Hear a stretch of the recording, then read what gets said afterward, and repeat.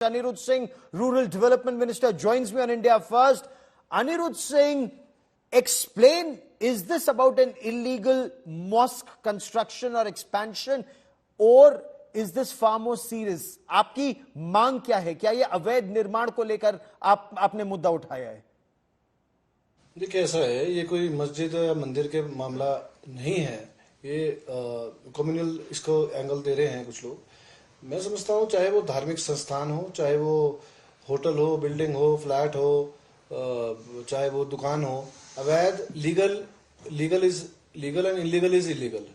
मामला इलीगल का है, वहां से कंप्लेंट हमेशा आती रहती है। एक लड़ाई झगड़ा हुआ, उसके बाद फ्लेयर अप हो गया, लोग इकट्ठे हुए, पॉलिटिकल हम लोगों के ऊपर दबाव आता है कि आप इसको आके देखिए। जब हमने उसको देखा, उसकी छानबीन करी, तो ये पाया गया कि वो 2010 से अवैध बन रहा था। उसका मालिकाना हक जमीन का जो है हिमाचल प्रदेश सरकार के पास है, और उसका कब्जाधारी जो है वक्फ बोर्ड है। 2010 से केस चल रहा है, और रिपीटेडली उनको नोटिस इशू करने के बावजूद उन लोगों ने काम नहीं रुका। 4-5-6 नोटिस उनको इशू है। This paper has been laid in house. करीबन 6357 स्क्वायर फीट अवैध जो निर्माण जो हुआ है, और 10 साल बाद जो है म्युनिसिपल कॉर्पोरेशन के ऑफिसर्स को पता चलता है कि जो रिस्पोंडेंट है, जो केस उनकी तरफ से जमीन का उसका लड़ रहा है, उसका तो कोई मतलब ही नहीं है जमीन से। उसको हटाया गया, फिर वक्फ बोर्ड को बीच में जो है लाया गया है। ये मामला है, और वो खुद मान रहे हैं कि ये इलीगल है। So the state government owns the land and Waqf board is in occupation of that land. But you've also raised the issue of women's safety. आपने महिला असुरक्षा का मुद्दा भी उठाया है। महिला असुरक्षा और मस्जिद के निर्माण को आप कैसे जोड़ रहे हैं? देखिए, ऐसा है, जो महिला सुरक्षा का मामला है, that is a common subject for everybody. मैंने ये माननीय मुख्यमंत्री जी के संज्ञान में लाया कि हमारे प्रदेश में बाहरी लोग, राज्य के लोग काम करने आ रहे हैं। अब वो कहां से आ रहे हैं? क्या वो पड़ोसी राज्यों से आ रहे हैं? क्या वो बांग्लादेश से आ रहे हैं? क्या वो पाकिस्तान से आ रहे हैं? मैंने ये मुद्दा उठाया है, हिमाचल हर सिटीजन ऑफ इंडिया की रक्षा करने के लिए बाध्य है।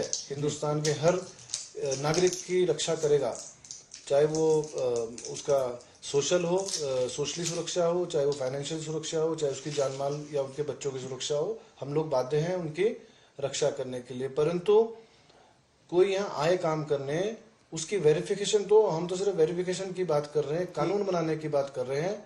ये कानून बनना चाहिए कि कोई भी यहाँ काम करने आए, उसकी पुलिस वेरिफिकेशन जरूर जांच हो कि वो कहाँ से आया है, वो कब आया है, उसका परिवार कहाँ है, उसका परिवार रजिस्टर कहाँ है। अगर मैं भी किसी दूसरे प्रदेश में काम करने जाऊं, तो मेरी वेरिफिकेशन भी जो है वो भी होनी चाहिए। मैं साथ में भी बोल रहा हूँ। अच्छा, लेकिन साथ ही साथ का मामला है ये, इसके लिए कानून जो है लाने जा रहे हैं। ठीक, you also raised the issue of alleged love jihad. ये जो लव जिहाद का आपने मुद्दा उठाया है, ये बेहद संवेदनशील माना जाता है। क्या शिमला में या पूरे हिमाचल प्रदेश में ये एक बड़ी चुनौती के रूप में उभर रहा है? What can you tell me about this love jihad? देखिए, ऐसा है, चीजें हैं लव जिहाद की हम बात कर रहे हैं, ये बहुत कम रिपोर्टेड होती है, क्योंकि लोग अपने जो है शर्म के मारे या किसी न किसी कारण से समाज के लिए ये बोलते नहीं हैं। लेकिन पिछले कुछ सालों से ये बहुत चीज जो है बढ़ गई है कि स्कूल के बच्चे 14 साल से 15 साल से लेकर 20 साल तक के, जिनकी अभी समझ कम होती है, उनके साथ ये इंसिडेंट्स होते हैं। बाद में वो जीवन भर पछताते हैं। ये बहुत रिपोर्ट्स, ना कि पूरे हिमाचल की बात कर रहा हूँ मैं, ये बहुत ज्यादा बढ़ गई है। इसको चेक करने की जरूरत है, और बाद में वो लोग मिलते ही नहीं है। मतलब हैरानी की बात ये है कि जो उनके साथ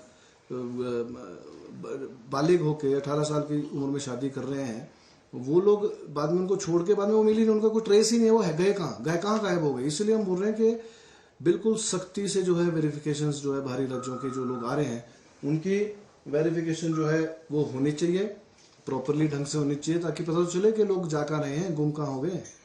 जी, मेरा मसला है, ये बहुत गंभीर मसला है, और इसके लिए बिल्कुल हम कानून लेके आ रहे हैं। ठीक।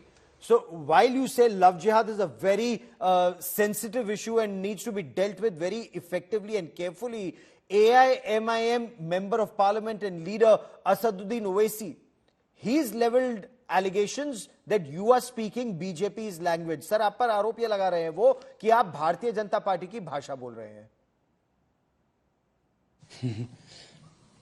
देखिए, ऐसा है, अगर भगवान राम है तो बीजेपी ने कोई ठेका नहीं लिया उनका, वो हमारे भी हैं.